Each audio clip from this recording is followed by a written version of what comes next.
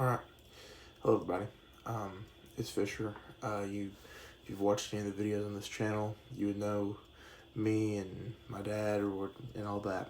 But I wanted to make a video just clarifying everything that's happened in almost the last year. I know we haven't uploaded in a long time, but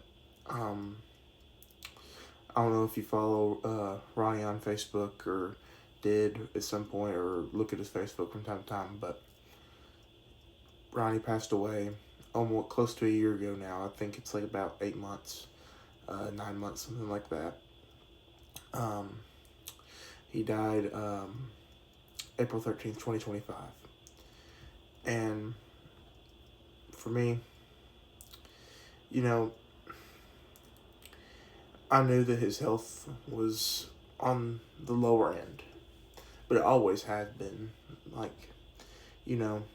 I'd been his caregiver since I was 5 years old. I knew that, his health wasn't the norm for a 52-year-old man. I knew it wasn't, but it'd always been worse than the people average his age, and I knew that the chances of him dying were higher just because of his injury and all that. But I wanted to come on here and just talk about everything that's happened and everything that's going to happen in the future. So,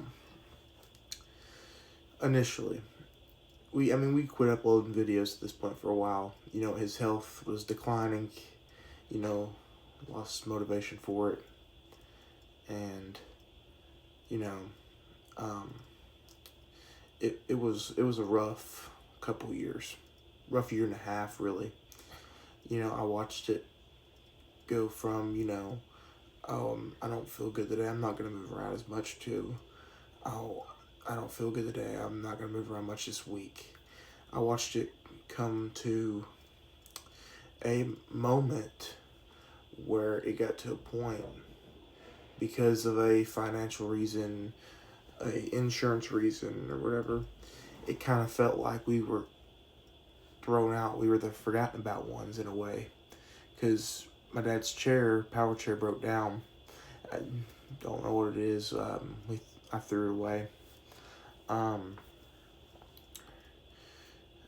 It broke down, and we didn't know how to fix it. We couldn't obviously afford to get anybody to come look at it, and it was a really tough situation.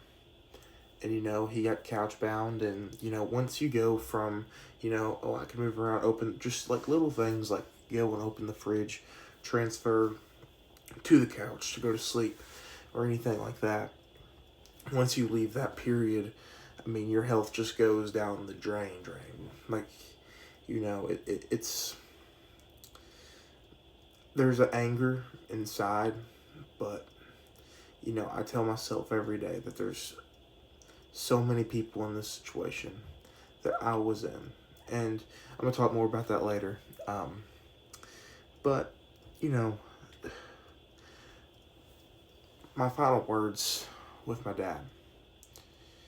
A lot of my life, we were kind of the set out and the forgotten about ones, but it was always not like a running joke, but like I don't know what you call it. It was just kind of something we prided ourselves on. We were just, two junkyard dogs just trying to make it out.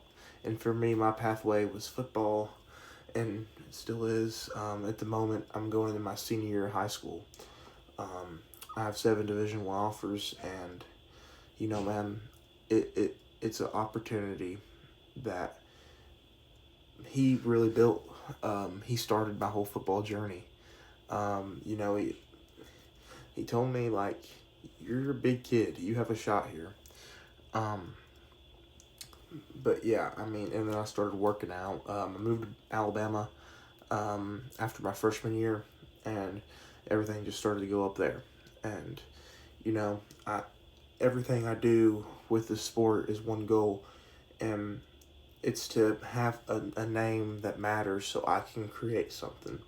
Because once I'm done playing this sport, once I get past, if it's just past college, if it's just college, great. If it's past college, great. I mean, I want to go to college and get a degree, and that's my goal with football. Is because that's the only way I can afford to go to college and whatnot. But like, I want to start something for, other people who are in my situation or similar to my situation, people who feel like that there's nobody, people who feel like, oh, there's, there is no, oh, his chair came in 3 years ago, it has to be 4 to be covered from insurance. You know, a lot of the whole situation with my dad opened my eyes to a lot of things about, how we do as a country throw the disabled and the poor a lot under the bus. And, it sucks. It does. But for me, that put something inside me when everything was happening, when we were told, oh, we're sorry you're couch bound, you don't have a chair to move around in, you shouldn't have gotten a car accident, is what they essentially told us. It sucked. It did, but it put a vision in me. It put an anger in me, a fire that I will never forget about how I felt when we got the call back from the Medicaid office. I'll never forget that call, because I know how it felt in that situation. I know there's plenty of kids all over the world in this situation. And, this whole journey with my dad, I've said it before, but he was like my stardust. He was why I did everything. And, he's still why I do everything. It's just in a different purpose. My goal with football was to be able to get him, make enough money I could get him into one of the nicest nursing homes we could find. Because, my grandma was in one. It was a dumpster. It was a dumpster fire, and I hated having to go there and see she hated every minute of it. But there was nothing I could do personally for my dad. We never wanted him to go to, I never wanted him, he never wanted to go to a home, no matter his health. He said if he was going to go, he would want to go beside me, which he did. So he went to the hospital, I believe April 8th. Again, he was couch bound. I'm doing school. And, before I preface this, I used to blame myself every day of my life. I was in such a bad state, and it killed me to the core, everything that happened. But he eventually just got sores from having to sit, because there was no chair, or there was no transfer. There was nothing that we were accustomed to. There's plenty of videos on the channel of us doing these things that were basic everyday life for us that essentially got wiped like that whenever his chair went away. And, he gained some weight, and it was harder for him to move. Everything that we did closer to the end was 100% me. He couldn't move very good closer to the end of everything. But when he went to the hospital, because he'd been in the hospital previously that year about 2 or 3 times, and it would just get worse and worse. And there was something different about this one. I'd got my license, everything, and he was unresponsive. He was alive, but I think he was not in a coma. I don't know really the medical term for it, but they call it a late run or a last lap or something when they do come back for a little bit. And I was the only person there at that time, because my mom and my stepdad, it was 2 days after he went to the hospital and got real bad for a little bit. So this is about April 10th, 11th, 12th, something like that. In that range, I talked to him for about 30 solid minutes till he got sleepy again.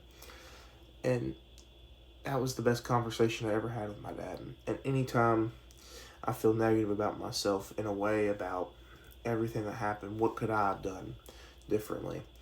The truth is, I look back at it, and I just listen to that conversation in my head again. He told me, you did everything you could. He knew our situation was a pretty messed up one. You know, there was things that were, I didn't get to control. I was 5. I had to make the decision. I got to take care of this man. I'm a 5-year-old child, and I have to, man, it's time to step up. Now, for most people, it's, you hit 18, 20 years old, oh, you ain't gonna move out of the house to do that stuff. But for me, it was different. There's plenty of people that go through the exact same situation I did, younger kids too. You know, but he was just so happy that that there was somebody who didn't forget about him. That was his biggest thing. He always told me all the time, don't forget about me, don't forget about me. And, you know, I'm not, because I'm going to make a change however I can. When I can grow and have my own deal going on where I can help people who are in my situation, how I can change the world in that aspect. Because, you know, the money, all that sounds so great, but for a lot of people, that they don't have that, and all they have is what me and my dad had, and it was a true bond. We were halves of each other. Half of him was in me, and half of me was in him. I mean, we grew the tightest bond. It's hard to put into words. Like, it's undescribable what we built just in the 12 years that we were together with, that I took care of him for, at least. You know, I mean, it was a journey. I wouldn't want to do it with anybody else, because, he taught me how to be tough, and, everything with my football and everything he taught me. He taught me how to be, that junkyard dog mindset, how to have that, how to be gritty and tough and battle through anything. And that's all my life has been. A lot of the videos, you wouldn't see it or you wouldn't expect it, but we went through a lot. We did. It was rough. It was. But I wouldn't want to have it any other way. Because, again, what we built in the tough and rugged days is something I couldn't trade with anything in the world. You could give me $1 billion, and I would rather have it how I had it. Because what we built was something special. And I'll never be able to recreate it, probably.